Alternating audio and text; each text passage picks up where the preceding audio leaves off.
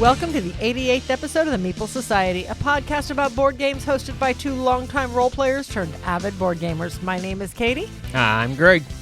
On this episode, we talk about the fast-approaching Meeple Live, how I broke my own rule about no Kickstarters for a bit, and some recent games we've gotten played. And finally, we look around for some extraterrestrial life in our first look of SETI. But first, Greg has some random stuff he wants to talk about. Yeah, first off, I want to start off with the Board Game Geek awards. I'm not going to talk about them all. I'm just going to go through them and see if we agree. Okay. Some of them, though, we probably have never played. Okay. So, we're going to start off with the two-player games. We have not played any of these. Lord of the Rings Duel in Middle-earth is the winner. This is one I haven't even approached to you because you don't like Seven Wonders Duel. And this is supposed to be the Lord of the Rings version of Seven Wonders Duel. Okay. So I haven't even asked you about it. Kelp, Shark versus Octopus was one of the runners-up, as well as a guest at Robin Hood. I've heard of both of them. Kelp, it's supposed to be a really good game. No, I agree. I've heard Kelp is a good game. Maybe we'll have to check it out at the retreat if they've got it. Yep. I wouldn't mind at least trying Lord of the Rings just to say we did. Okay.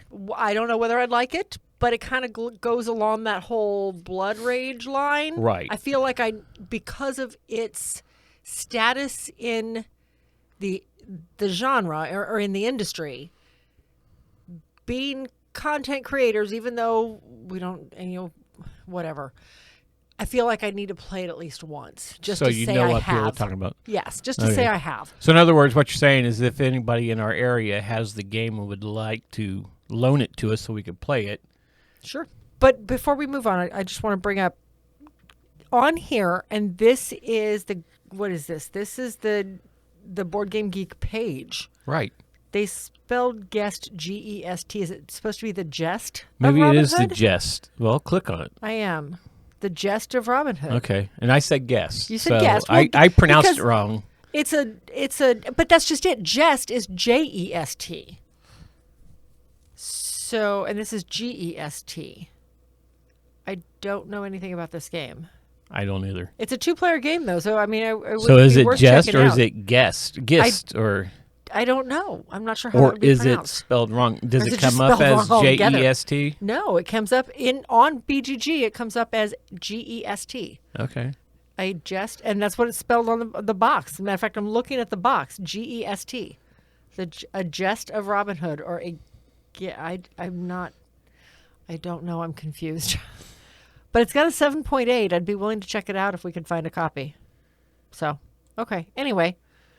I was just looking up to see what it said, but different language A word, possibly. G-E-S-T, generally refers to a notable deed or exploit or a tale of adventure or romance, especially in verse. Okay. It can also be used to describe a specific story or work in verse that recounts such achievements. Interesting. Okay, no, that makes total sense then compared with when it's used in reference to Robin Hood. Mm-hmm. Okay. Interesting. Well, I learned something new today. Yep. Okay, next one's artwork. Unconscious Mind 1. We have the game. We haven't played it yet. It's pretty cool artwork. It is cool artwork. I will agree there. I feel like it has won every single artwork pairing that I've seen it up again. Right. Anytime Well, I've seen it has in some sort of awards thing.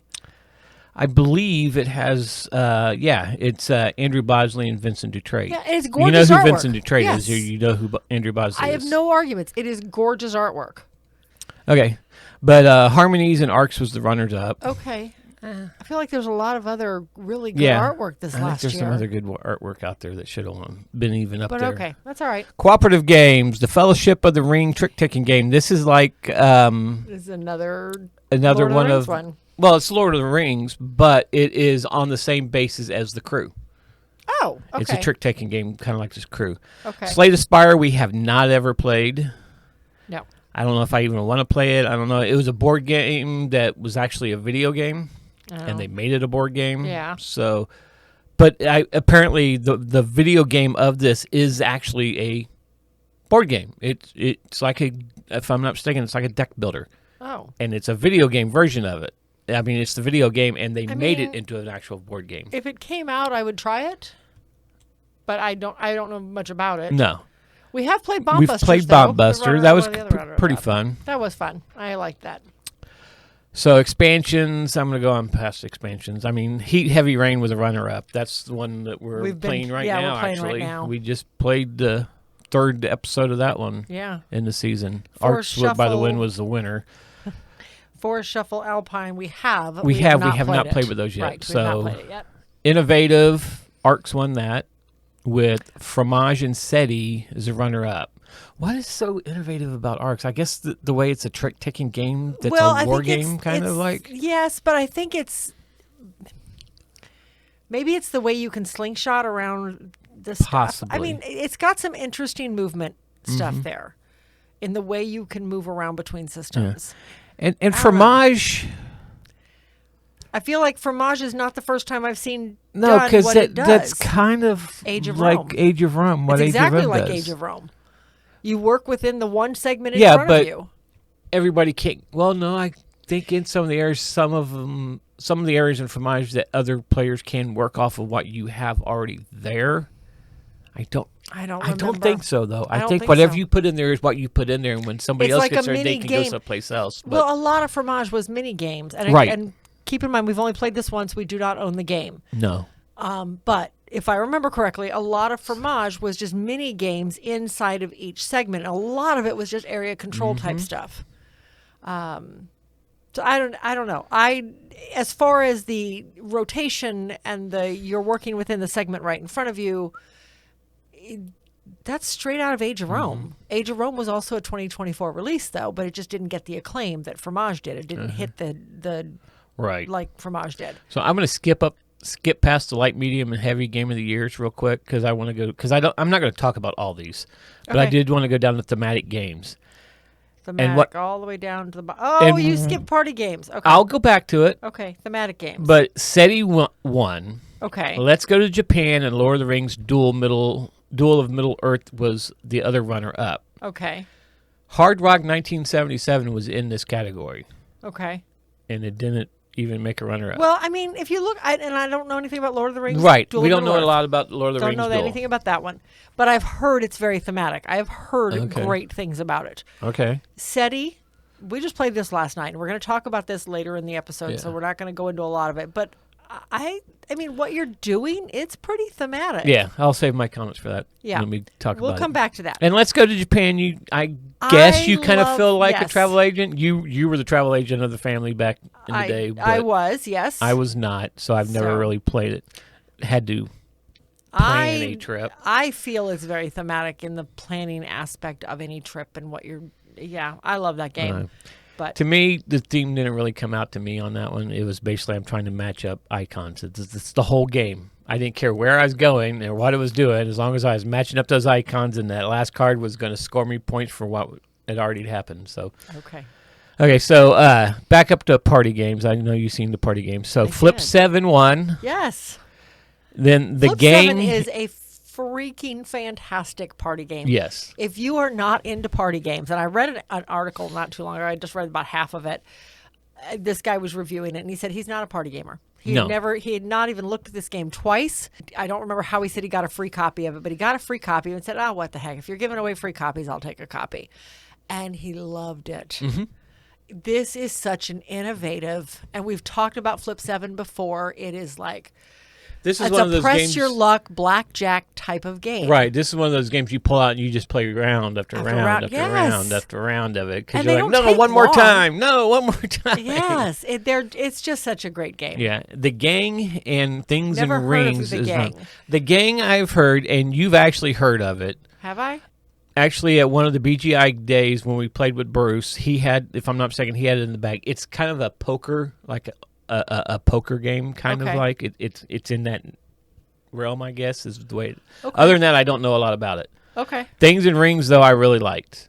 Yes. Things and Rings, to me, that was a surprise hit. Yes, because when I first looked, I was like, how is this even a game? I did not expect to like that at all. Yeah, then we played it. It was like, oh, wow. We played it. The first time we played it, we was like, oh, we got to go get a copy of this. This Yes. is really fun. It was a lot of fun. I agree. And Things and Rings, if you're not familiar, it's a Venn diagram where one person is playing the knower that has the clues that everybody else is playing out a card from their hand, and they're guessing where in the Venn diagram it will go. And the knower has to Figure out where to place it. decide if it's in the right place, in which Right. case the person gets to go again. Yep. Or if, nope, ladder doesn't go there, it goes over here, so they move it. And the whole goal of the game is to run out of the cards in your hand. Everybody has 5 cards. Yes. And When you if make a you're wrong guess- you have to draw back up Yes. to replace the card you just played. But if you're right, you just go again. You don't have to draw back up.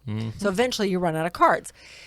But each of the areas, each of the 3 circles of the Venn diagram have a theme. One is about the makeup of the word. One is its position in society. And one is its physical attribute. Is it heavy? Would it hurt if it fell on you? Is it lightweight? Can it, whatever. All sorts of different things. So, and then of course the way the diagram is set up, everything overlaps. So it could fit into 2 categories or all 3. And it's up to the players to determine what those themes are based on the cards that have been played in them. It is just a really cool game. It does not sound fun. This is one of those games that I would play multiple times in a Yes. row. It's just that simple. And we have, because now you play it once and somebody goes, I want to be the knower next. Mm-hmm. And then they realize, Or it's not as easy as it looked. Yeah, it's kind of like afterwards, after that first game, because Uh-huh. it's usually about halfway through when everybody's light bulb comes on. It's like, oh, that's what we're doing. And then the game ends. It's like, let's do that again. Yes. Now I know what I'm doing. Yes, it is such a fun Yeah, game. like I said, everybody wants to be the seer. And then once you're the knower, seer, you're yeah. like going, that's harder than it That's looks. harder. Yes. But yeah, great game. Fantastic game. Okay, let's go back up to the game of the years now. So Okay. on the light side of the game of the year, the winner was Castle Combo. I've heard so many people saying that they love this game. Well, I'd hope so. It came in. Yeah, winner, apparently it's like- really good. Like I said, I have not seen anything No, I've about never even I seen mean, this game. I've not read anything or watched a video about it. Let's put it that way. I I've guess heard I've seen about this it. game. Yeah. 7.6 on BGG. Yeah. I don't know. Okay. So, and the runners-up was Flip 7 and just talked Captain about. Flip. We've played both We of those. And have Captain played. Flip was another surprise to me because it looks That like such a was. kid's game. It looks like a children's game. And even the name, Captain Flip, and is. the box cover is like, this is a kid's game. We sat down, played that. It was at the surprisingly retreat. strategic. Bunch We of had a people. blast with this We game. really We did. played it like 2 or 3 times.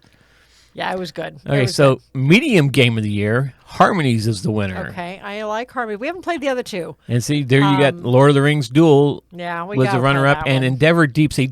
I want to play that game. Yes, well, we have the base Endeavor. We even have the second version of Endeavor. Right. We've never played Deep Sea. Mm-hmm. So I do want to play Deep Sea. And what I've at heard, some they've point. kind of streamlined a little bit more Yeah. of it, and they said it's even better. Yes. I'm not going, interesting. That's what I've heard. And heavy. So, heavy game of the year is played all 3 of is these. SETI, Search for Extraterrestrial Intelligence. Like we said, we're going to talk about that Yep, more we're here going to talk in a about little that later, bit. so we'll come back to it. But runner-ups is Arcs and Civolution, and I am so surprised Civilization did not win it. Well- what did I say? Civolution? Civilization. Civolution. Anyway, Civolution. Civolution, I don't think it's gotten It the hasn't gotten the level. visibility. Yeah. It hasn't gotten the visibility SETI When it did. first came out, you seen a lot of posts about Right, it. but then you see nothing. Right. And SETI, I feel like, has continued to stay prominent. I don't know. It's still... Well, it does have another. It has an expansion coming for maybe it, that's why. I don't know, but... and it could be Civolution. I've heard a lot of people say Civolution intimidates the heck out of them. Yes, and that's very possible. And I it can does. see When you see that on the table, you're I like, could "Holy totally crap! see how What that would is this? happen. What is this game?" Civolution is the latest Stefan Feld game that I don't even begin to know how to explain it. It is a dice placement game. Yeah, it's- where you're taking 2 dice and using the numbers to do a action on Yeah. your board. And it's- That's going to be with those dice. And you have this very large player, what they call a console. It's not even a player board. It's a player It's console. huge. Yeah. That folds out, and you're filling in tiles in to make various layers on it or cards, and It's a doozy. It's one that I would not mind sometime doing a full review of, but we've got to get it played several more times. Yeah, we've only before played we it the do one time. Yeah, maybe that. We that know would- somebody who really, really likes this game, but I now would I'm love kind to of play it with him. afraid to play with him now because he'll just wipe the floor with us as many would. times he's played He this would, game. But look at how much experience we would get out of that. Experience of how to lose. Well, no, but in just other ways to play the Right, game because right, he's played it several right. times now. But anyway, Right. And Arcs was- we've played. Arcs Neither is one of not us our is type really- of game. yeah. I thought it was very interesting for what it did. Mm-hmm. I liked the way things moved around. I liked the trick-taking aspect of taking actions. And it may I thought it was interesting. Yeah, and it may be different if you're into those games that are. We're that not into are, a war game or head-to-head, yeah, and that's what head-to-head this games. is. It's kind of like it's by the same guys with Root, and Yeah. we don't like. Yeah. We've not played Root, and But we don't nonetheless, intend to play yes. Root. But Yeah, we know somebody who Root I is thought his it was life. interesting, but it's one of those I don't feel like I need to revisit. I've Right. played it. I can say I've played it. I'm good. Yep. Okay, so that's the Board Game Geek Awards, the Golden Geek. So, Okay. so I've talked about listening to other podcasts. Okay? One in particular is The Secret Cabal with Jamie Cagney and all that. They have a segment on there. Not every show has it, but like every other show or every once in a while, when they get in, I think when they get enough questions, that they call Short Topic Extravaganza. And one of the questions on one of the recent shows I was like, that sounds so intriguing. I'm going to have to ask it. And this is a question for you and for everybody listening. Let us know in the comments what you think about it. So the question that they asked was, what board game did you not like when you first played, but have come around to it since? I guess you want my answer first, huh? Well, yeah. I mean, I've got a few No, of them that I fine. looked through our games, and I'm like, oh, yeah. See, So I didn't came up have- with I meant- three of them. I meant to look through our games. I really Yeah. did, to just kind of walk through the game room, and I never did. I've got one came to mind as soon as you told me this option, this topic, and that was My Father's Works. Yes, I know you absolutely hated I that game the first time hated you that went. game the first time we played it. And then you won it, didn't you, the second time? The second time I won it. So, of course, it's better But for you now. well, yes, I played it a second time. One, because I try to give every game a second chance if I can. But we had to play it because we got to the M's in playing through our collection videos. We played with Doug and Mary, so we had 4 people playing, not just 2 of us. My biggest complaint with it was, and I've said this before, is that, okay, it depends completely on an app. It is 100% app driven, which I'm okay with. I'm getting better at accepting those kind of games. There was a point where I hated them, but I understand they've got their own little niche in the industry. We'll leave it at that. What I didn't care about, and maybe other apps do this, maybe some of the other story apps do this, and I just don't play them. I don't know. But it would read part of it to you in this very thematic, deep voice. And then it would stop and you have to read it yourself. You have to read the whole next 5 or 6 paragraphs yourself out loud to the rest of it. Why don't they just keep having somebody read it? Did they short the guy his paycheck? Why did they I guess not it's do their all way of of it? making sure you're following along and that you're just not, okay, well, listen to it and just kind of not be listening It's to it. dumb, because that voice draws you into the story. Right. And then, oh, we're done. We forgot to give the guy this part of his paycheck, so you have to read this yourself. What? Maybe that was the thing. They didn't want to pay him to So, read everything. it just blew my It mind. cost more. So anyway, that was my biggest complaint with it. But it was also, it's a very complex game. Yes. Because it It's- depends on what you do that round is going to affect Yes. the next round, And it's the not next just generation, It's I should not say. just what you do. It's what everybody does. Right. If I am focusing on trying to do the one thing they told us to do, but nobody else is, and I don't get it accomplished by myself, that piece goes away. Right. And we lose the bank next round, or we lose whatever. I know it's always the bank. But because that's what it was the first game. So because we both ignored it, and suddenly the next generation, There was no bank. the town was in ruins because there was no bank. It was just it. After a second play, the thematics of that, it came to light a little more. The first play of it, it was really frustrating. But after like I said, that second play, I kind of got into it a little more. And the third play will probably do the same. We've only played it twice, but I'm looking forward to a third try. I find most games I try to go into with an open mind, though, and I try to see what it's doing, see what the designer was intending, and try to like it for that reason. So there's not very many games I absolutely despise on the first play. Yeah. That was one. There have been a few. And there's also been a few we've never played again yet. So we'll see what happens when it comes around. But so you can't say that you've come around to it. Right, So I can't say I've right come now around to you it. still don't like it. Right, I still didn't care for it. Like, I mean, to be honest, Daybreak was one of those. I didn't really care for it. It was it was too hard. Yeah. And we've only played it the one time. It's cooperative. I need to play it again. And we will. We haven't gotten rid of it. It's still in the collection. So we'll play it again. It's just we haven't been able to. We just haven't had time. Right. But some of them that I thought for sure I wouldn't like. Like, what is that one? Memoir 44. It wasn't bad. I No, was it's actually not. surprised. It wasn't bad. Yeah. So- it was all in the card play. Yeah, and I did you not didn't have to worry expect to about like the that dice or at anything. all. It was in the card play the way Yeah. the cards played out. Yeah. And what you got in your hand is what was going to end up having Exactly. to happen. And Exactly. So, but anyway, it's all you now. That was my answer. so Imperial Settlers was one. Really? I didn't. Okay. Yeah, our first play, I just came out of that game just so frustrated. I couldn't figure out what I was really supposed to be doing and realized it's a resource management game. I'm going to lose this because I'm playing you, who's really good at resource management. Yeah. But the second time we played it, and I was like, wait. This is an engine building game. Exactly. This is actually an engine builder. I need to Yes, build it's this engine to resource get going. management, And ever but- since then, I've enjoyed it, and we got like all the expansions for got it all and the everything factions, else. yeah. Now All we the haven't played it in a factions. while though, but No. I did really, really start enjoying it. Yeah. Another one was surprisingly Splendor. I had heard so much had about that game for Splendor. so long. Yeah, I had heard so much about Splendor. Splendor this. Oh, it's the best game. And I played it the first time and was like, eh? See, I And it love was Splendor. another kind of resource management type of thing. Yeah. And I was like, yeah.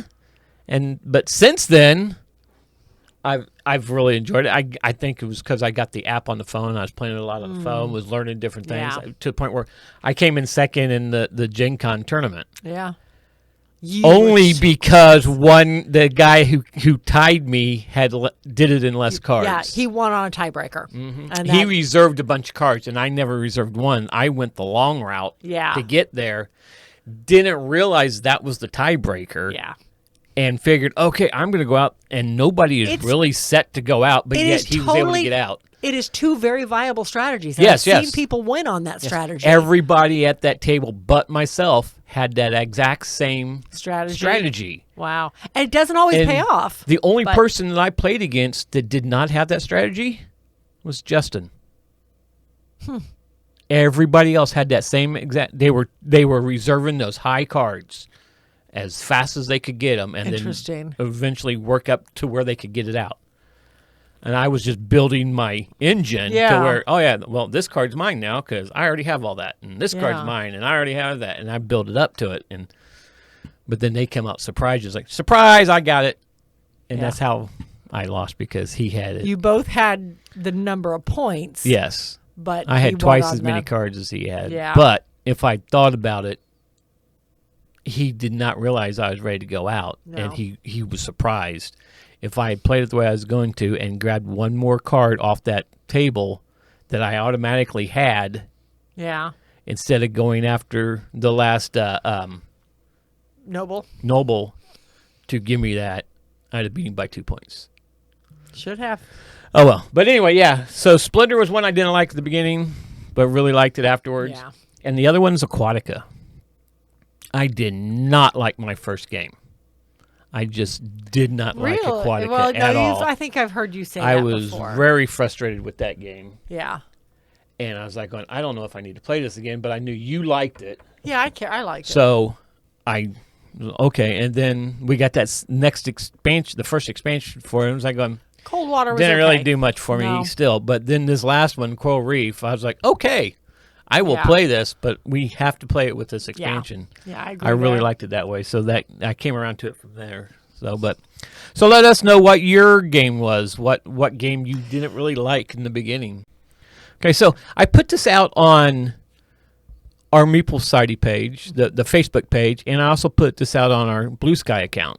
So if you don't follow us on Blue Sky, follow us on Blue Sky, or join our Facebook group.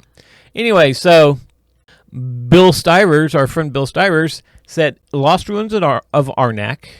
I can see that. A lot of people have said that about Lost Yeah, I Ruins wasn't of a big Arnak. fan of Lost Ruins of Arnak, but with the last expansion, I liked the co-op. I love version that of it. game co-op. It is so Yes. good. He said Race for the Galaxy. I think I liked that since the beginning. First time we played it, I really liked it. Yeah. And then Far Away. I know you didn't like that I one. did not like I Far Away the liked first it. time. But I said, okay, I'm going to have to give it a second chance. Because like we do, we always give it a second and third chance Yeah. or so. Well, we don't own that one, so it's going to be a little harder to give a second So, chance. but yeah, I wasn't really impressed with that game. So maybe I'll have to, like I said, give it Yeah. another chance, see how it does. But yeah, so that was Bill's comment. So let us know in the comments, especially if you're listening to this through YouTube, you can just comment. yeah, and below. we'll talk about them next week. And 2 weeks. yeah, so what board game did you not like when you first played it, but have come around to it? Yeah. Okay, so let's talk about the fast approaching Meeple Live. Okay. This is coming quick, guys. Oh my gosh, it's 3 weeks away. Yeah, and we have raised excited. $0. Well, okay, to be fair, we just put the link out like a few days Okay, let's ago. put it this way. The Meeple Society has raised $0, guys, and the link's been up. I put the link up last week on the last show. Right, and I only got it up on YouTube. The last show, I only got up onto YouTube like 2 or 3 days ago with the link. Okay. So But our new co-host, Fantasy Now Plus, has like $260 in Something it. like so that, right now they're leading the charge here, guys. But anyway, so this is June 6th, June 6th and and 7th, 7th. starting at 8 p.m. on June 6th and ending at 8 p.m. on June the 7th. or whenever we decide to stop playing. Or when we stop. Well, It'll be after 8. It'll be Yes. a minimum of 24 hours. yeah, And because we by haven't gone 8 o'clock exactly 24 hours Oh, yet. heck no. I think it's been about 25 every Yeah. year. So But thereabouts. join us on YouTube. If you click on our YouTube page, you'll start seeing Justin will start putting up the links for it and coming soon, so you'll know where to go to get on there. I'm excited. This event is so much fun. So right now it's the Meeple Society and Coopple Nerds, thus Meeple Live. Yep. Should we go now have it Meeple Live Plus? We probably should. And we're But it would add the plus from Fantasy Now Plus. yeah, There you go. exactly. That I Justin, if I you're got listening, maybe that. we should go with that. I got that. Yeah. We'll discuss it. Anyway, but yeah, so Fantasy Now Football, Fantasy Now Plus is the new co-host with us, Yes. who is actually producer Justin's YouTube His channel Yeah. that does fantasy football. If you Yes. haven't guessed that out Still yet. all gaming. It's all good. But we do have a kind of a list of games we're doing. Do you have that list still? yes, I can get to it. I was going to say it's sitting on my desk, but nope, I have a list right here because I sent it to the group in our group chat. Oh, yes. I just have to get back to it. Here we go. All right, so here are some of the games we're thinking about that, well, these are the ones being put on the poster, so Right. they're going to get played at some point in the 24-hour. This may or may not be an all-inclusive list because if we have time, we'll play more. Just kind of depends. All right, so we're going to break out River Valley Glassworks and play that one. Transmissions. This was a Kickstarter we got a couple years ago. Cosmic Encounter. I thought for sure we'd already done that one, but it is not on my list anywhere from previous years. So we're going to break out Cosmic Encounter. Flip 7. We've already talked about that one quite extensively. Middle Ages. We're also going to do Edo, The Game, Jakarta Traffic, Landmarks. We got to figure out which one of these is going to be the last game. Anyway, Landmarks, Galaxy Trucker. It will not be that one. Gizmos. You're going to have to relearn the rules to that one. Yeah, it's not that hard, though. I don't think so. But you got to remember, you got to teach it to people yet, too. Right. Costa Rica. Now, Costa Rica is a really old Mayfair game, but I have made my own enlarged copy to take to events. Right. So we're going to play with that one. And Yeah. it's all the exact same tiles, everything. I have decoupaged everything. It looks really cool. So anyway, Costa Rica. Cranium Party Playoff. This one is kind of like brackets. It's a bracket game, but it was. Right. I remember laughing so hard when we played this with Justin and Jackie that I thought this would be fun. It'd be good conversation anyway. We're going to continue the Goonies quest with my brother and some friends, all playing in that game. Mm-hmm. And then, of course, we are going to have Hero Quest being played here in the studio for the full 24 hours. My brother is going to be running that one, and he has 3D printed out the board and all the furniture and the walls, and he's got a huge 3D board of the Hero Quest board, so he is going to be running campaigns on that. That he's been a busy little guy painting it all up. He has got his wife painting, and Catherine's been helping him from what I hear. So he's been getting a lot of help with the painting. So I'm excited to see it and see how it looks. I want to get in here and play at least one adventure with him. Mm-hmm. All right, so that's what we've got coming now. So we do have a video game lineup too of the video games, because if you didn't know, it's going to be board games and video games, and drop it in on the Hero Quest game, and there might be another surprise in there too. There might be. We're still working on the technicalities for that. Yep. But so the video game lineup that the Meeple Society, the Meeple Coopple of Nerds, Coopple of Nerds is bringing. So they have Deadly Premonitions Origins, Warhammer 40K, Shoota's Blood and Teeth, TMNT The Cowabunga Collection, Mario Brothers Wonder, Super Mario Brothers Brothers I've at least Wonder, heard of that. Mario Party Superstars, and what's that? Gotta Protector's Cart of Darkness. Now, he did say that a lot of their viewers, a lot of their listeners and viewers like the more obscure titles. Yes, because that last year we kind of did it more kid friendly party stuff. So I told him this year, I was like, hey, yeah, you know what your viewers like to see. Yeah, go to it, as long as they're not really, really gory stuff. As long as we're not doing explicit language and gory stuff, we're fine. Right, yeah. It doesn't have to be kid-friendly, per se. Mm-hmm. Because we play some games that aren't really kid-friendly, but we haven't really played them on, family business. Okay, family business was not really kid-friendly. You're but that was the first year. Though.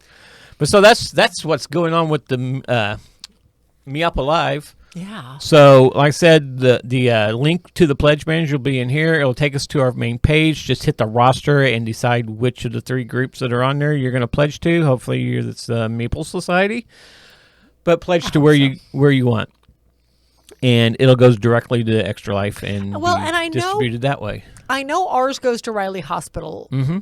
I'm assuming Justin's Fantasy Now Plus and Coopple of Nerds does too. Mm-hmm. Riley Hospital being the children's hospital here in Indianapolis. Yes. Mostly because, all 3 of us have that's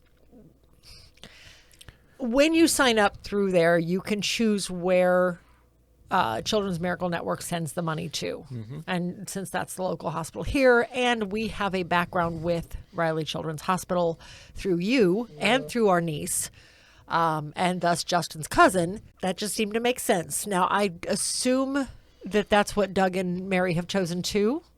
I think so. But, it makes sense since they're right here in Indy as well, but I would have to double check. I think you can go onto their page, and click on them, see? and I think you might be able to see there. I'm not 100% sure. Yeah, I'm not sure.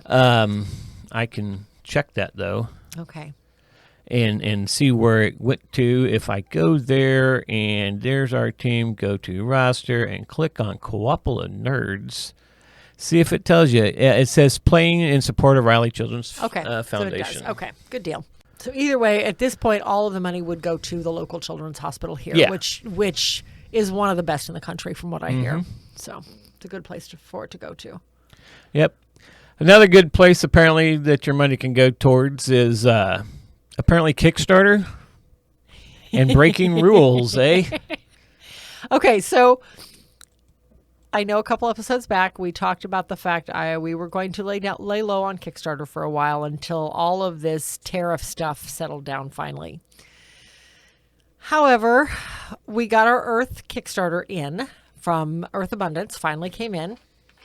It only sat with FedEx for a week and a half before they finally sent it my way. Unfortunately, when it arrived, we discovered that it had a couple of items I swore up and down I had ordered dropped off of it somehow and never made it to Pledge Manager. Okay. I still want those items. But regardless, Earth has put out or Inside Up Games has put out a new Kickstarter for Earth, the latest expansion. It's Animals. I do not, off the top of my head, remember the exact name of it. Animal Kingdom. Animal Kingdom. Okay. So just to get the expansion was like $29. It was not much. So this one was very inexpensive compared to the last one. But I got Animal Kingdom and then ordered the base game Kickstarter upgrades, which is what is the item that fell off of the last one. I'm not going to go into it. It was very frustrating, but whatever. Apparently it happened to a lot of people, and I just didn't notice. And I should have noticed it because it changed my shipping rate, and I didn't notice that was the reason for it, or I'd have added them back on. Yeah. This one sounds kind of sounds cool because it's introducing 36 new animals. And then apparently there's leaves, and when you use a leaf, your chosen animal activates, generating resources, triggering abilities, and unlocking new scoring opportunities. Yeah. It looks really interesting. Sounds kind of cool. Yeah. So anyway, that one's due to deliver sometime in January, I believe. So we'll see what happens. Yep. But yeah, so it wasn't a horrible break. I spent I think with the adding back in that Kickstarter bonus stuff, I think I spent $39. So it wasn't horrible. Anyway. So she broke the rules anyway. I did. So why don't we talk about some games that we've been playing lately? Finally? Yeah. Finally? We're 30 minutes into the show already? Something like that. And it's like we haven't really talked about any games that we've actually played. We did a little bit in the Geek stuff. Well, anyway. Why don't you talk about one of yours here? Okay. All right, so we've been playing. Ironically, we've not gotten a lot played in the last week, but in the last 2 weeks, we've gotten some stuff played. Mm-hmm. So we got in a game, and I love this game. It was in my top, I want to say it was in my top 20. I'd have to go back to my top 100 list and look, but this is Sentient. Mm-hmm. Sentient is it's like almost like a dice programming game, more or less. So you start out each round with 5 dice plugged onto your player board. You roll them at the start of each round. You play a total of 3 rounds in the game. And each round you have assistants. You have your little scientists, and then you have 5 assistants. And the assistants have 2 jobs. They can either boost your numbers in an area majority aspect, or they can lock a card from changing a die. What that means. So each of the 5 dice, you have 4 card slots on your player board. And you have 5 dice across the bottom of your player board that all have specific numbers. Obviously, you roll them, they're specific numbers 1 through 6. In the center of the table, there are 4 cards laid out, and you are putting a scientist and potentially assistants out to claim specific cards. And you're putting them on top of where the card comes from, because as soon as you take that card, it's going to be replaced. You take that card, you put it somewhere in your player board, somewhere into your tableau, one of the 4 open slots. When you do that, on the top of the card, there's a couple aspects to this card. One shows, at the very bottom, it shows you the victory points you're going to get if you satisfy what it needs. At the top of the card, it shows you the qualifications for scoring. It could be something as simple as the dice on each end both have to be even numbers. The dice on each end have to add up to 10. The dice on each end, this one has to be greater than that one. Whatever. There's all different qualifications for the dice surrounding this card. Now, the kicker is, on the very corners of each card are one of 3 symbols: a plus sign, a minus sign, or an equal sign. Well, equal means you don't change the dice. It stays the same. You don't have to manipulate that dice for that card. But a plus or a minus means you have to pip that die up or down.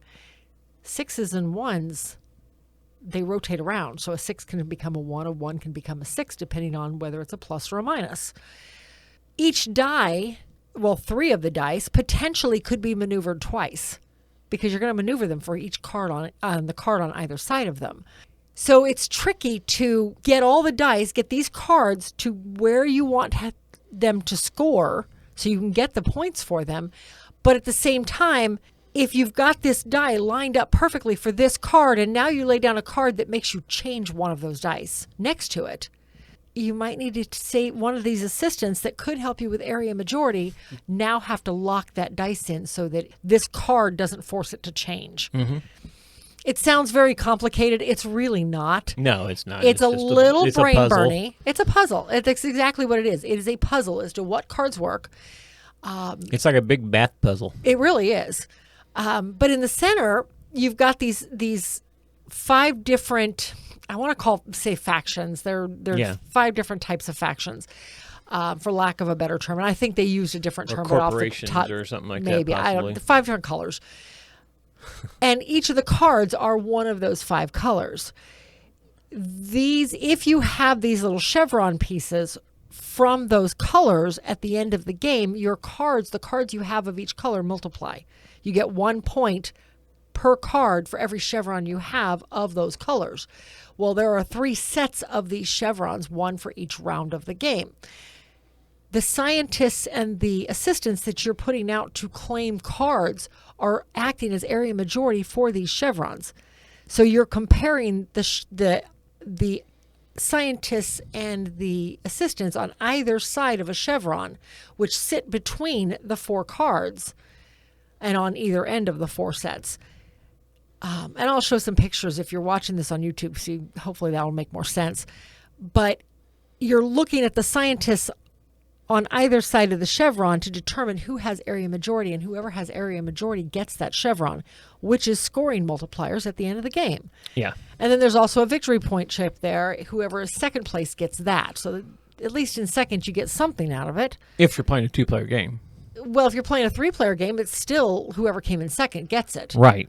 But whoever's in third doesn't get nothing. Get nothing. So it's just, I love the puzzle of this game. The artwork is really neat. It's very colorful. Yeah, I absolutely love this one. We've had this one for quite a while. It's an older game. I want to say Yeah, we picked this up at Gen Con, if I'm not mistaken. I want to say this one came out in like 17 or 18. 2017. I think we got it right about then. Yeah. I can't remember if we had bought it already or if Joe and Tony had bought it and then we went and bought it. No, we played it. I don't know when they bought it, but we played it in the open games room. Back before Gen Con required tickets for that room. It was literally just walk in and play stuff. You didn't have to reserve this was time still slots. over at the stadium. Yeah, it was over in the stadium, but you didn't have to reserve time slots. You could you just go in and buy a ticket and get in. Yeah. Now you actually have to reserve time slots. Like a 2-hour slot or something like that. But anyway, this was way back when. We sat down, the 4 of us played it, and I loved this game so much we went out and bought it sometime shortly thereafter. I don't remember when they got it or if they did, but yeah, I've always loved this one.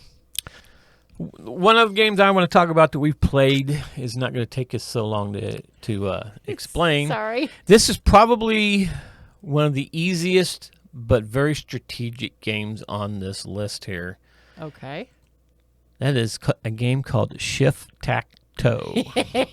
This was so much fun. This game, picture Connect 4, but it's a tic-tac-toe board with 3 extra slots on each side that you can't drop in. So you're only dropping in from your checker in from above in 3 different slots, in 3 different columns.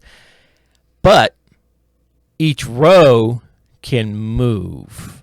It has an area where you just pull it over and then it's out of the way, but it can still be used for your 3 in a row. So you're dropping your checker down, somebody else is dropping your checker down, and then you're like going, oh, I don't want them to get that. I'm just going to move that over a little bit to get them out of there, and that's going to line me up with some other stuff. It's just... But it makes ones above it drop. Yes, yeah. If you move it, something's above you and it board. moves it to an open spot, something's going to drop into it. But if something's in that row that you're moving underneath that one, it's not going to drop. Right. It'll stay in place, though. But it's just... It was a surprise. When you pulled that out to play for our playing through our collection, I'm like going, this is going to be ridiculous. But I think we played a couple games of this. We played 3 rounds of it. Yeah, because it was like... It's a 2-minute game. Yeah. Literally a 2-minute game. It's tic-tac-toe with a little extra because you're playing it like it's Connect 4, and the rows are moving the different checkers in the columns. So right.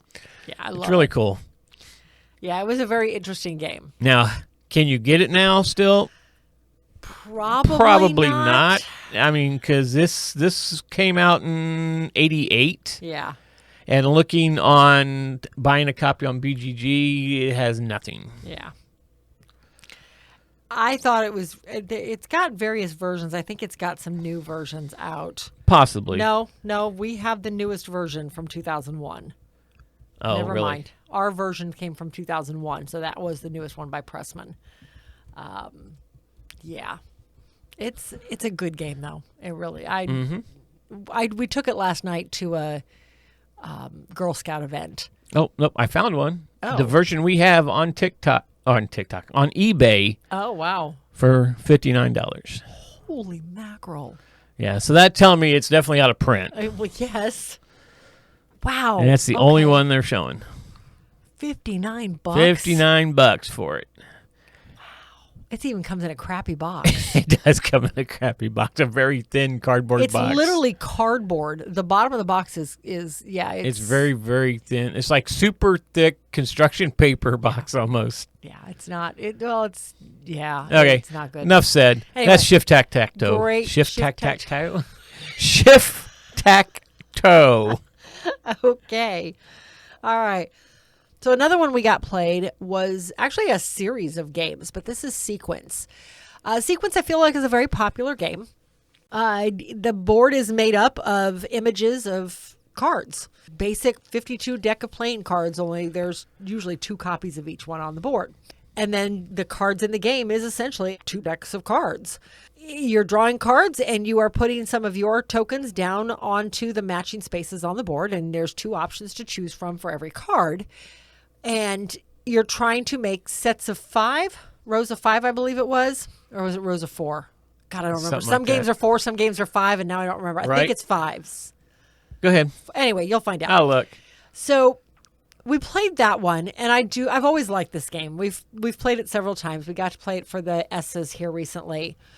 But you have to make so many sets of 4 or 5, and I don't remember what it is now. We also played Sequence for Kids, which is the same concept, only you have to have 1 set of 4, and that one is a set of 4 instead of 2 sets of 4. But all of the images, all of the playing card images are animals, which I thought was kind of cute.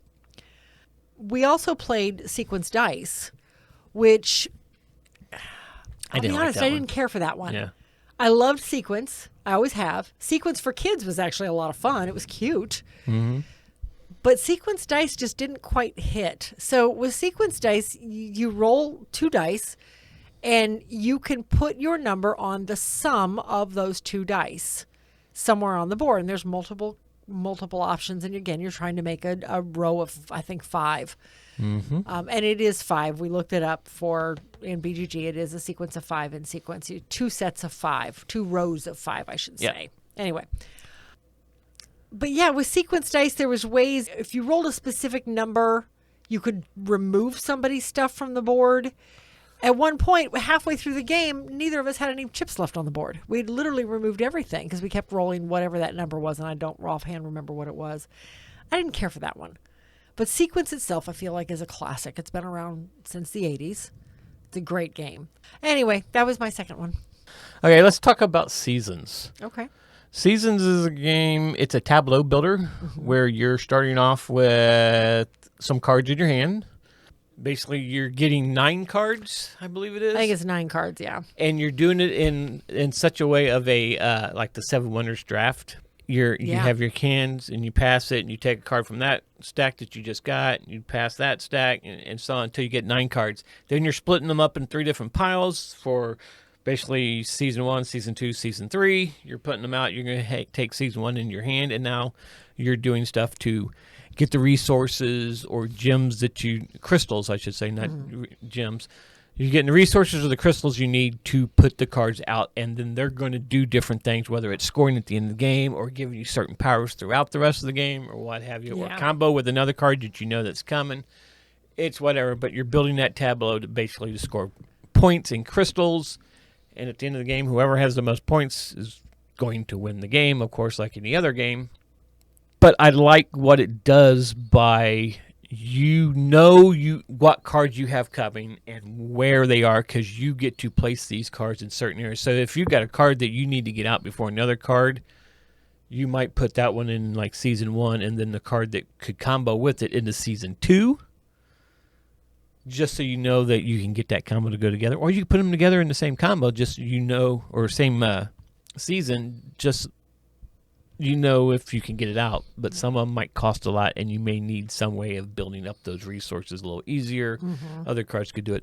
So it's just very strategic on how you set your seasons up, the 3 seasons of cards you're going to have, and where to put what and how to play this. And it's just a lot of fun. This was actually number 68 for me this year in my top 100. In case you all haven't seen them, you should go and see them if you haven't. But yeah, a lot of fun. This is another game we've had for a long time, and I have enjoyed every play of it. The last game I wanted to talk about was one we got to play last Sunday during our cooperative Sunday with Doug and Sarah. And that is Secrets of the Lost Tomb. Again, this is another one that came up in the S's for us. And we've played through the entire campaign. And I don't even want to call them campaign. They're more scenarios than campaign. That came in the original. We have the original game from whatever year that was. It was a few years 99 or 2000? No, not 99. No, 2014? 2015. 15. Yeah, we bought the original game 2015. So we have the big long box. The coffin box. The coffin-sized box. Yes, that's exactly what it is, too. So this is a dungeon crawl that I did not put 2 and 2 together with the mechanisms used until we sat down with Doug and Sarah, and they're like, oh, this is like Betrayal. This lays out the tiles. The dungeon is built exactly like Betrayal on House on the Hill. Yeah. So, which I did not put that together because I'd only played Betrayal once. And we had not played this. We played this in years before we played Betrayal for the first time. And it just never dawned on me that the two of them, that it had that same mechanism. So you start off on the main floor, and as you explore, you move and explore, you are laying out tiles based on what floors they could potentially go on, 1, 2, or 3. And if you come across a tile that the next tile in line doesn't fit your floor, you just basically discard it until you get to one that does. And then those tiles eventually get shuffled back in if you run out of tiles. So the biggest thing with this is as you're moving, each room you're going into has various symbols on it. And it could send you on these weird, dark, I almost want to say hallucinogenic dreams. Because that's what the cards, they feel like. Yeah. You walk into this room and suddenly you're transported into this weird forest, and they're hallucinogenic dreams as you walk into these rooms. And if you make a certain skill check, you pass it or you fail it, and certain things happen. But the biggest thing is the monsters. And you always have a goal. When we went, who was it we were fighting? We had to fight some big bad. I don't remember. You ended up taking him out. Probably the final guy. Well, yeah, but I mean, each scenario has somebody different that you're fighting. Right, yeah. I think we did the first scenario. We did the Pharaoh with the blue eyes. But I did not write down who the monster was we had to fight. The Pharaoh with the blue eyes. Well, yes, but he had an actual name. But anyway, I don't remember what it was. Yeah. I want to say it was Ra, but I could be wrong. No, it was not Ra. It wasn't Ra? Okay. Anyway. So with this one, everybody plays a character, and there's 5 different stats, including your strength and your intelligence, your knowledge. And then there was why can't I remember the name of that? It's basically a occult. I don't remember what the name of the actual skill check is now, but it's your knowledge of the occult. And you're rolling dice to see if you fail or succeed. And success is a 5 or a 6. So it's got some. I don't know. I've always enjoyed this game. They've come out with other editions since the newest one. Yeah, they've came out with the newest one. With the newest one, they completely revamped the player boards. Yes. And I was curious about it. I really was, but I wasn't $200 curious. Yeah, I wasn't $200 curious. That's my only problem. It's supposed to be a lot like how Agents of Smersh is. Yes. It's and we do enjoy Agents of Smersh kind of game. But I don't know. All I remember when we saw this at Gen Con with the updated version is the player boards were the same as Agents of Smersh. I don't remember what the battle boards look like. I don't remember how the mansion built. It was tiles, because I'm looking at the new version of this one, and it's just like you're putting the rooms out. Okay, so it's the same. Well, no, that could be the old version. Yeah. Yeah, I don't know. Anyway, good game. Like I said, we have the old version of it. I would be curious to play the new version, see what if anything else has changed besides the player boards. Yeah, and your skill you're thinking of was Mythos. Mythos, thank you. It was strength, dexterity, knowledge, Mythos, and movement. Which is your speed. Okay. Yep. All right. But yeah, I like it. If you get a chance to try it out one day, definitely try it out. It's a neat cooperative dungeon crawl. Okay, last one I'm going to talk about is one we just got done playing just before we came in here to record. Like 2 hours ago. And that was Intent to Kill. This is exactly what it, well, not exactly what it sounds like, but it is actually pretty much. There is one person that's playing the murderer, and the rest are all detectives, or you can play team murderers versus team detectives. Okay. But we played 1 versus 3. I was the murderer.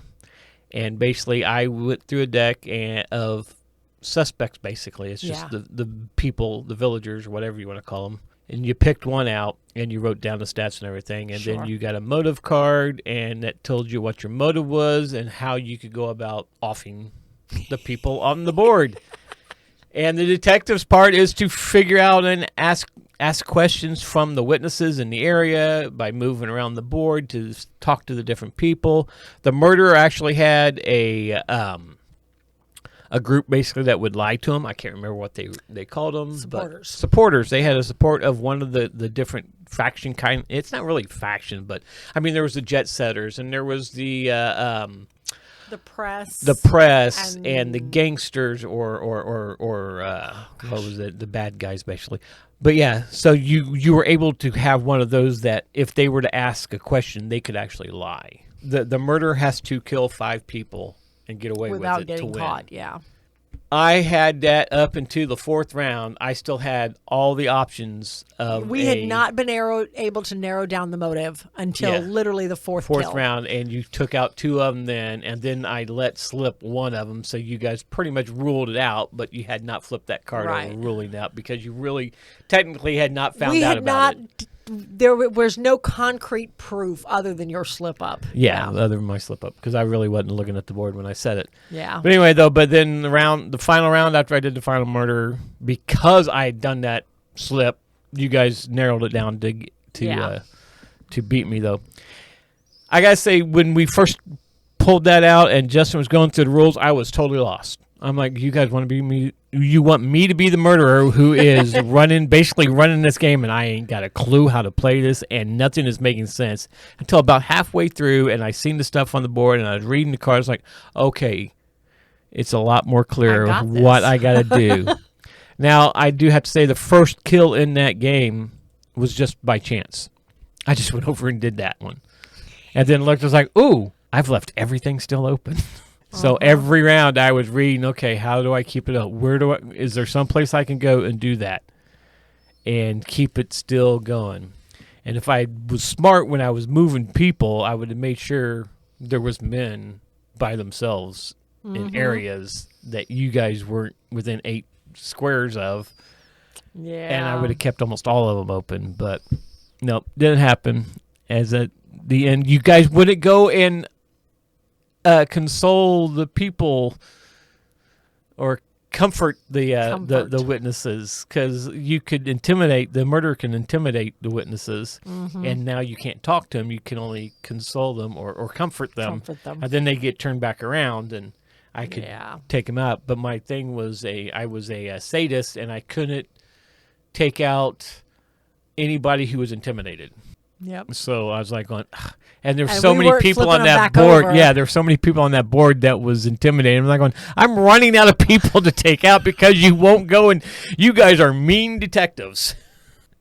But I had forgotten how fun this game was the last time we played. I had forgotten. Because this is our second play of it, and I really liked it. And being the murderer, it's almost a lot like Rings and Things. Oh, wow. To where it's not as easy as you think it is, because you're trying to keep as many possibilities for your motive up there, so they can. Because you guys figured out which person murdered it, like on the second or third turn. Who the murderer was very quickly. After the second or third murderer, you guys knew who it was. And I'm like, going, man. It definitely took us a minute to figure out. Like I said, and I think the motive it was concreted in when you guys actually put the surveillance on me, and then when you took it off, you could ask me, if you I could kill that kill that person? person right now, and if that was the murder, you could not kill him, so you'd have to say no.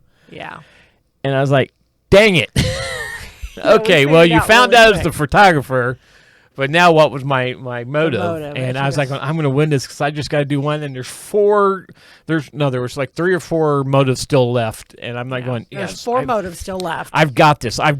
And then I had got down to my last murder. I was like, oh, man. You just wiped out I'm going to have to wipe 2 of them out no matter what I do right now, just by the way the state of the board is. And then, like I said, and the other 2, one of them was one that I accidentally gave away. Yeah. But it's a lot of fun. It's not really mean. It's not mean. No, it's not a mean really graphic at all. No. Because it doesn't show anything. It's just you put out when you do actually quote murder someone in the game. You take their card off and then you put like the chalk line of a body out. So there's nothing really graphic in it and everything. Now, would you play with a kid? I don't know. It's a decent deductive reasoning. Yeah. But it would depend on the parent. I mean, it does say that there is a murderer and he is going around and murdering people. And this is a fairly new game. It just came out last year. Yeah. 2024 by Hobby World. Yep. We didn't talk about any of the others as to when they came out or anything. Nope. But that's okay. But yeah, it does say age is 16 or better. Mm-hmm. Even the community on BGG says 14 or better. Yep. 14 or higher. So, and I get that with just because of the theme. I get that. But yeah, super fun game. Yep. So looking on here, we got some comments from our last podcast. We do. Oh, why did I close that? I just closed my whole screen. So Board Game Nook actually commented from 2 different areas. They commented on a Facebook group that I actually post the videos on. Okay. And then also from YouTube. So the first one on the Facebook page was sometimes, you read this one. This was directed straight at you. It was. Okay, so last week, if you have not watched it, we kind of went off script. We had been such a busy week that we did not even so much as put up an outline. Yeah. And there's not really a big outline today either. It's just kind of some bullet points that we want to hit. Yeah. All right, so the comment was, sometimes off-script is the best way to go. Listening while doing household chores and slightly procrastinating on Facebook. You got to get the honey, Katy. At first, when I seen this, I'm going, what is she talking about? And I was like, apiary. I got to play a game of apiary on ladies' night and lost miserably. I was totally ahead the entire game.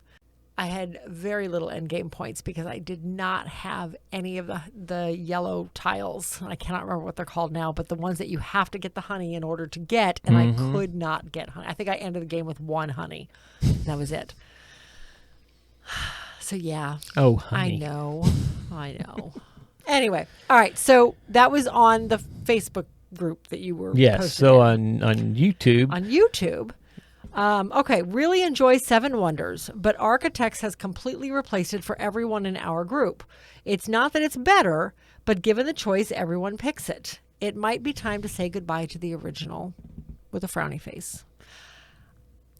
I have to agree. Yeah, I'm thinking so too. I kind of agree because I love 7 Wonders. If we're gonna play 7 Wonders, that one's probably the one that's so gonna come out. easy. Yep, it's so easy to teach, so easy to learn. Oh, it's so easy to play. Yes, it is, and yes, absolutely. Yeah, I think the cards in the original, the way the cards come out, and the way you got to play the cards, and everything, it's many kind of combinations in the original that it is really hard. I can't tell you how many times I didn't play a card because I didn't catch there was a symbol on it that said I got it for free. Right. Yeah. It's very confusing in that aspect. In Architects, it's really cool because you're actually building your wonder instead of like, oh, I'm sliding this card under there. I got that one built. Yep, I was throwing this card away so I can build a wonder. And see, even 7 Wonders Duel, I'm like, I know you don't like 7 Wonders Duels, so it's okay. It's like, do we get rid of that one? It's not my favorite. That's a possibility. We have a really neat player board for that, though. Yes, we do. Haven't used but half a dozen times. But yep. Yeah. Anyway, so the last one is from Elaine, and we believe this is Elaine, the one who we met at Dice Tower West a couple of years ago, to where it was actually the first person that actually listened to us that doesn't already know us, that actually recognized if it's the Elaine we think. Right. I was looking at this was during the oh my gosh, the flea market at Dice Yes. Tower West. Mm-hmm. And You we were looking at a walking game on her through looking table. at games. I was looking at one of the games, and she goes, I know you. That's all I Yes. heard. And I look up, and she's looking at me and pointing at me, and she goes, I know you. And we're like, really? That was so fun. It was so Yeah. surreal. I think that was the first time anybody had. Yeah, it was the first we've time anybody been had recognized us. outside of our group. Yeah. I mean, Yeah, it was. yeah, really, it was really cool. good. So it was great But to anyway, meet if Elaine. that is the right Elaine, but this is Elaine on Elaine 1-2 Galbraith 9674. Yes. And So if this anyway. is Elaine, hey, her mom's heading back to Phoenix, so We might be out who there. knows? next Dice year, Tower yeah. West could be in our future here. Hopefully, we'll see. Yep. Anyway, her message was a happy belated birthday to both of us, which I thought was very sweet. Thank you very much. Okay, that was all our comments from the last episode. So we've decided we usually do a deep dive of a game. Here lately, we've been trying to. Yeah. But we haven't been able to really deep dive into a game and learn every aspect of the game. So we decided just to do a first look of a game. Yeah. Now, it could be a brand new game. It could be an old game. But it's our first look at this game. Yeah, first impressions, more or less. So if you haven't figured it out, this is where SETI comes in. Yes. Search for extraterrestrial intelligence. We got this played last night. Friday. Yeah, yeah, it was just last night. This Why does it feel we like are recording Sunday on a already? Saturday. My gosh, it feels like Sunday already to me. So, yeah, Right. Saturday we got to play SETI. Now, this is technically our second play of it, but the first play that I've got to actually focus on what was going on. We got to play this at Cabin Con back in March, Mm-hmm. 4-player. And I really enjoyed it then. Mm-hmm. I'll be honest, I struggled with some points of it because there were a lot of times I was like, I don't know what else I can do. Right. It is definitely a resource management game, I've discovered. There's a lot of resource management. There's a lot of engine building in this, too. Mm-hmm. All right, so the basics of SETI. Let me go into that first since this is the full game we're talking about here. Yep. SETI, the Search for Extraterrestrial Intelligence, came out in 2024, published by Czech Games Edition, CGE, designed by Tomas Holek. And Read those, yeah. art, there is about 12 names, so I'll put them on the screen. You don't want to pronounce those?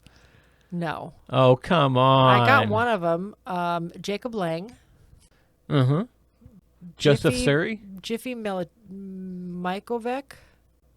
Okay. Yeah. Joseph Suri. Yep. they Jacob got it. Pulitzer. There you go. Okay. Oh, hey, I know that one. Fantastic Sedlacek. Sedlacek. I used to go to high school with a guy named Oh, with the last okay. name of Sedlacek. Spelled the same way? Yeah, same Cool. spelling. Okay. So a bunch of people drew on this. What? So there was a bunch of people that did the art on this. There's a lot of people who did the 12, art on as this you one. said. Yeah, 12 different people on here. Anyway, so this plays 1 to 4 players, anywhere from 40 to 160 minutes, 2.5 hours, potentially. Yeah, well, it took us It about took that. us at about least that last much. night, but last night we were still learning it. Ages Again.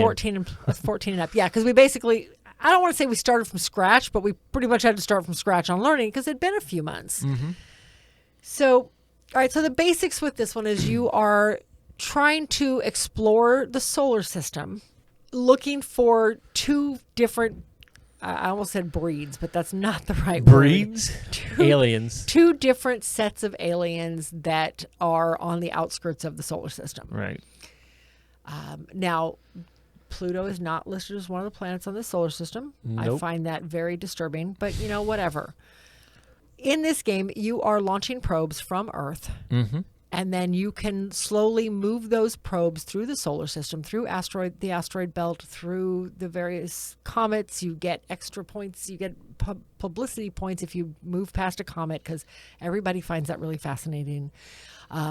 Onto the different planets, you can eventually decide to orbit a planet with your probe, or you can land on the planet with the probe, and those give you points and some extra benefits as you go. With that, or no, even without the probe out, from Earth, you can do a search, and searching allows you a scan. I'm sorry, yes, and scanning allows you to basically gather data from various points of the solar system, depending on the scan that you do, and how far you can take your scan based on the technologies you've picked up. Correct.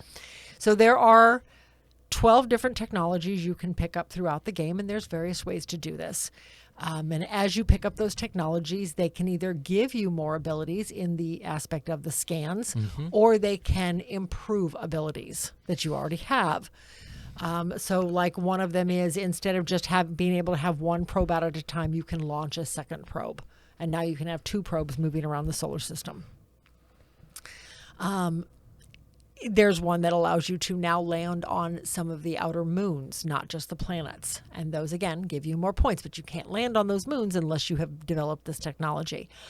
There are cards that are being played out, and the cards are multi-use cards. You can play out cards for either a resource that is up in the top corner of the card. You can play it out for its actual action. Oh my gosh, there's 4 uses total for them. Now what was it?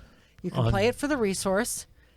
You can use, there's a color icon up in the right corner that can be used for part of the search feature, the search action. For the scan. Scan action. Why am I stuck on search?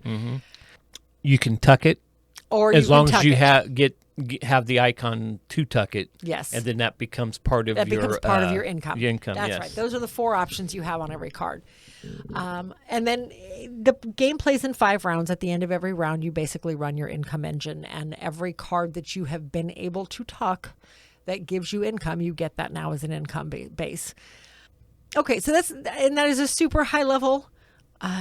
It's a gist. That's the gist of it. Yes.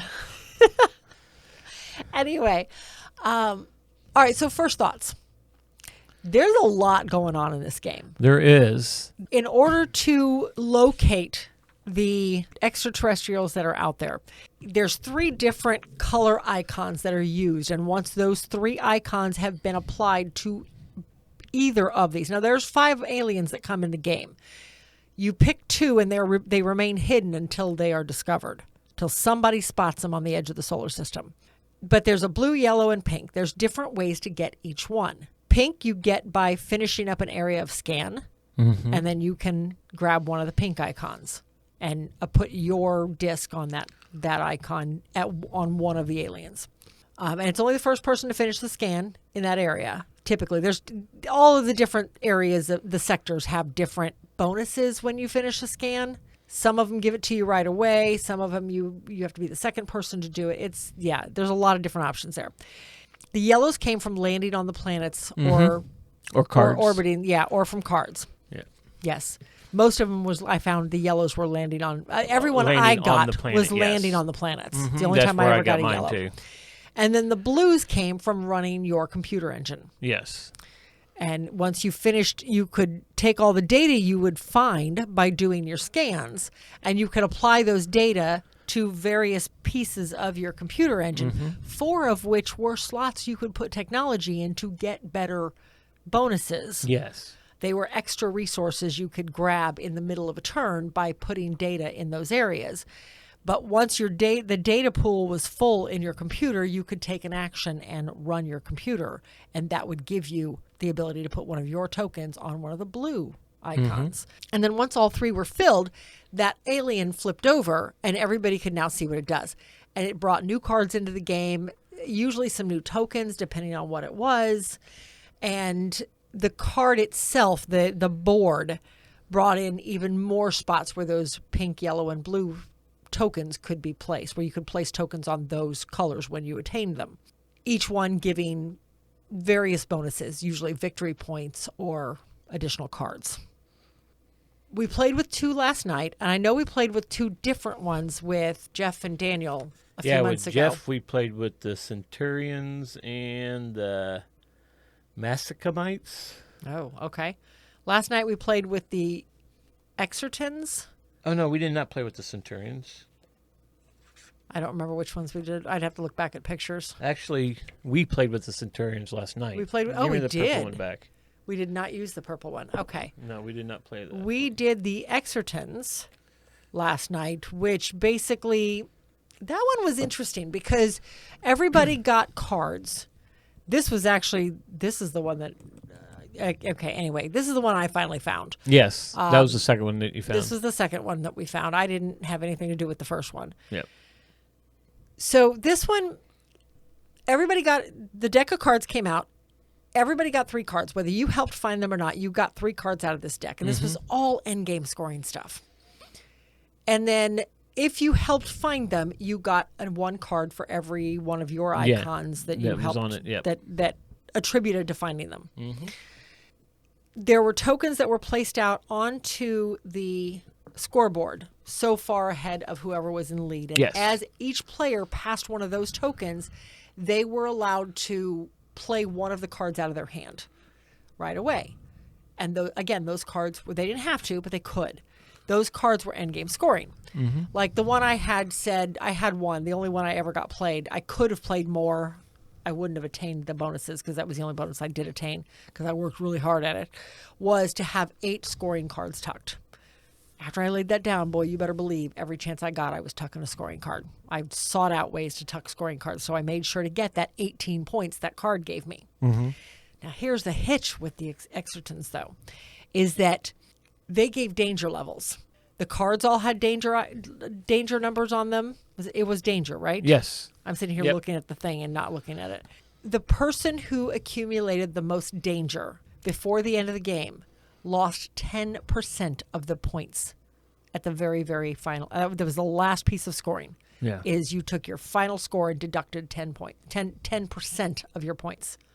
This one gave you a lot of victory points if you played into it. And at one point, I laid down that first card. Okay, this is going to give me 18 points if I can pull this off. But it's got a danger level of 8. And I kind of hesitated doing anything else on the alien board that would give me more danger points. Because I was afraid, it's like, man, I'm going to have the most. And then finally I realized, I'm going to have the most. I'm going to lose 10% no matter what. I might as well play into this and get those points. So I did. Which won you the game. It did. I ended up getting like 30 or 40 points off that board, plus the 18 points off this card. I lost 21 points at the end of the game. And still beat me by almost 40. Still beat you by 29. We've already gone over this once today. Jeez. So this was a really interesting race. At first it was like, oh, crud. But it was actually pretty interesting. The other one that we played against last night was the Centurions. And this is the one I didn't have anything to do with finding. You found, the dummy player found this one. Because in a 2-player game, there's 2 spots on the score track that you put out just a couple of generic markers, non-used player color markers. And when somebody passes those, if there's any still there, one of those markers goes up to the most right-hand or most left-hand spot on the alien track. The left hand. So that they get found a little earlier than the very end of the game. Right. So with the Centurions, every player had a marker. You put your player color marker so far ahead of where you are at that exact moment. And when you got to that marker on the score track, because you do this on the score track, when you got to that point of the score track, there were 4 bonuses up on the top of the alien card, and you got to pick one of them. Like there's one that gave you 8 victory points. There's one that gave you 3 publicity. There's one that gave you another card and an energy. And then there was a 4th one that gave you one of the color. You could put your marker out on one of the 3 colors on the alien board. I feel like the alien, at least these 2, I thought they were both pretty decent. The cards were really good on both of them, I thought. Now, we have not played with all of them. We got, one more left? We have not played? Because we played with the Macamites, if I'm pronouncing that right. And the Anomalies is the ones we played with Jeff and Daniel. We have, oh boy. A couple ones. You want to pronounce that one? Onomatopoeia or something like that? What do you think? No. Omumo? Omumua? I don't know. Exactly. O-U-M. There's a lot of vowels in there. It must be Hawaiian. A lot of vowels in this one. O-U-M-U-A-M-U-A. O-U-M-U-A-M-U-A. Mau Mau? Oh, Mau Mau? They must be from Hawaii or something. I'm guessing. So, but I don't know what that one does yet. All right, so basics of the game, not even taking into account You the just aliens. went through that, didn't you? No, opinions of the games. Okay, well, you said basis of the game. I think Okay. just to explain the whole game again. No, gosh, no. Anyway, so Gameplay basics. I like what it does. I feel like you've got a lot of options to play. On your turn, you have basically, you take one main action. You can play a card for its ability. Play a card for its printed ability. You pay the cost and play the card. You can launch a probe. You can take that probe into orbit of a planet that you're on. One of the main pieces of this game is that everything is centered around this plastic sun in the middle of the board, which I have to admit, ours looked very dull when it was not pulsating with this little bright light underneath it. Thanks, Jeff. Jeff, we want some of your little lights that go underneath your sun. Not that he listens to this, but if you do, I want to know where you got them. Anyway, so there are 3 rings that rotate around this sun. Earth, Mercury, and Venus are on the top one. Those rotate the fastest. So that's the top level. The second level was like Mars. It looks and like, Jupiter, looking at it through maybe? the book, Or is it's it Saturn? Mars and some meteorites. Was Mars the only one on And the second maybe ring? a comet. Oh, I know there was a comet Nope. because I landed on it a couple Yeah. times. No, it looks like actually it's Mars and a meteorite. Let me look Okay. and see if they got them split up. There we go. Oh, there you This go. makes it easier. So no, it's Mars and some meteorites. Okay, so That is only it. Mars. Okay. And then the third ring would be Jupiter and Saturn then. Yep. And then, And then the 5 areas of meteorites and There's then a lot 2 of meteorites comets. further out, yeah. And then Uranus and Neptune are on the physical board. They don't turn at all. They stay in place. Which, I mean, technically they do rotate around the sun. It's not like they stand still. But it the takes quite a gameplay while. is so... in the span of, quote-unquote, a year, the gameplay is so short that I don't know how I don't long, know how what long the does it- rotation how time for long- Neptune or That's what I was Uranus just going to is. look up. I need to look Is this up. their year like 6 of ours or It may be longer than that. yeah? Neptune what am I trying- Rotation time? Rotation Or how long does it take rotation speed. Neptune There we to go. rotate? Rotation speed. Neptune rotates rapidly, completing one turn on its axis in about 16 hours. That is not No, what I that's needed. spin. Rotation speed, rotation around How long does it take? the sun Yeah. in Earth days. There we go. Okay, well, this explains it. Neptune, I love Google. Neptune's orbital period around the sun is you got a calculator out because you're going to need one. Gotcha. 60,190 Earth days, Okay, so I lied. I did not have my calculator out. which is equivalent to roughly 165 Earth years. Holy cow. It takes 165 years for Neptune to make a full circle around the sun. Wow. I did not know that. And thus why Neptune and Uranus doesn't don't move on the board. Yeah. Okay. Well, and I like the rings because I feel like it signifies the top ring. Every once in a while, you have to move that top ring, and something will happen in the game that tells you which ring you're moving. Yeah, because it comes out on a card. It comes out It cards. comes There's out- various actions. Yeah, that, when you go to take get a technology because your publicity is high enough, it comes out. And I thought there was one other thing, and I don't recall remember what now, it was, but it yeah. rotated. There were several spots where it would rotate. So you rotate the top ring, and just those 3 planets move: Earth, Neptune, Venus, and Mercury, which signifies the fact that those 3 move much faster than anything else in the solar system. And then, like I said, the second ring would turn Mars, but it would also turn Earth, Venus, and Mercury. And then that third ring would turn Jupiter and Saturn. With all the others. And Mars and except Earth, for Neptune right. and So, Uranus. and the third ring only didn't move nearly as often. Yeah. But every time the third ring moved, everything else would move with it. So I liked the way that it did that. I thought that was very thematic. But every time it shifted, number one, it may shift where you're at, but it would shift the search parameter, the scan parameters for Earth.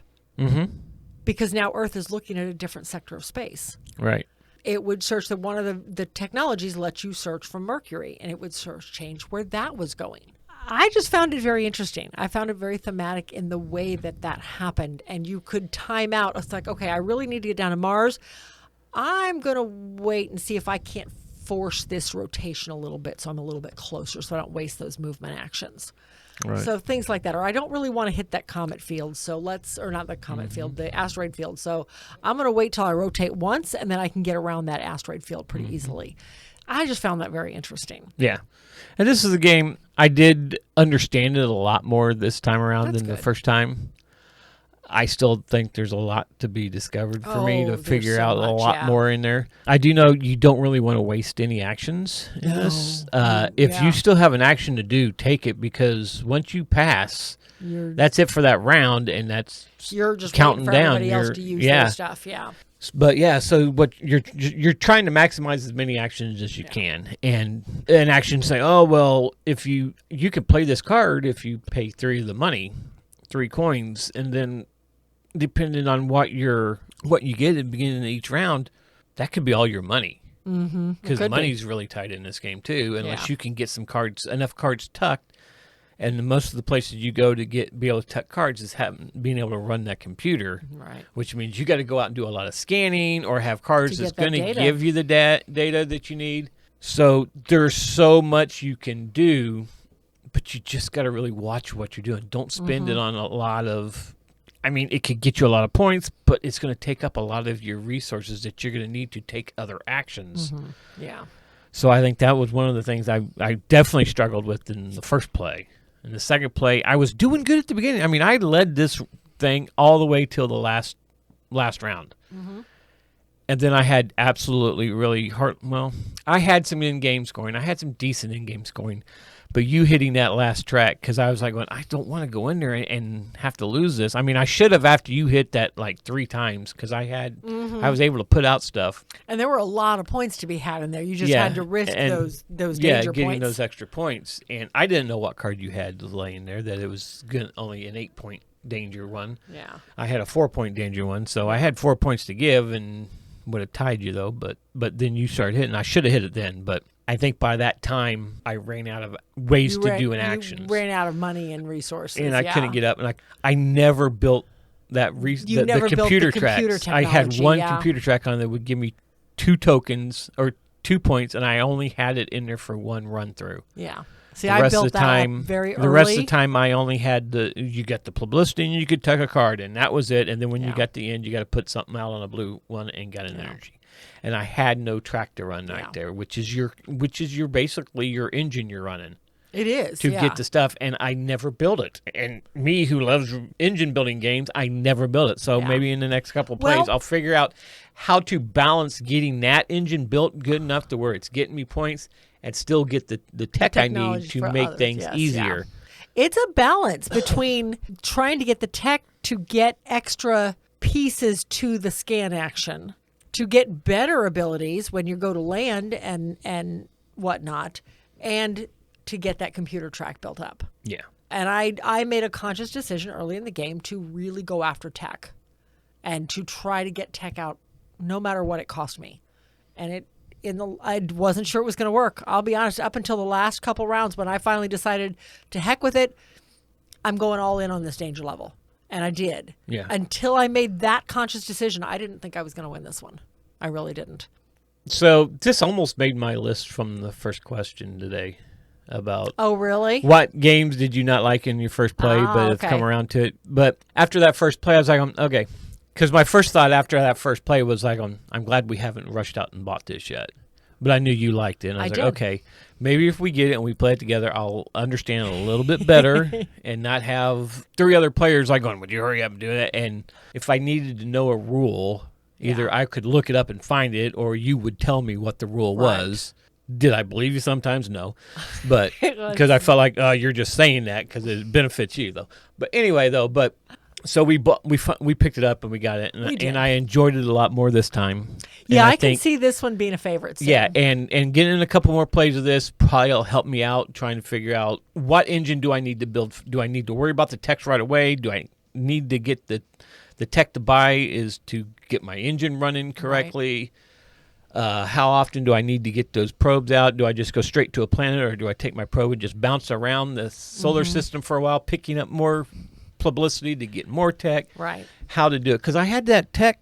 I got that one tech early that meteorites only cost me 1 to get out of instead of 2, And still got you gave me a publicity, publicity, yeah. I and never got that one. I never truly took advantage of that. No. I didn't go bouncing from meteorite to meteorite, Yeah. which I could have, and I didn't do it. So I've seen a lot of things I could and should have done, but I didn't. Coulda, shoulda, But yeah, woulda. some more plays of this, it'll be there. Yeah. I think. That's a good one.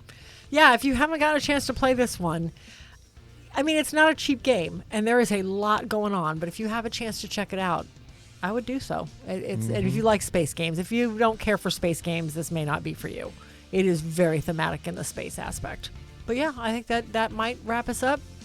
So this is going to do it for episode 88. If you like this episode or any of our content and haven't subscribed to the podcast, please do so by going to iTunes, Apple Podcasts, Spotify, or wherever you get your podcasts, and give us a rating and even a comment maybe. This is how other people can find the show.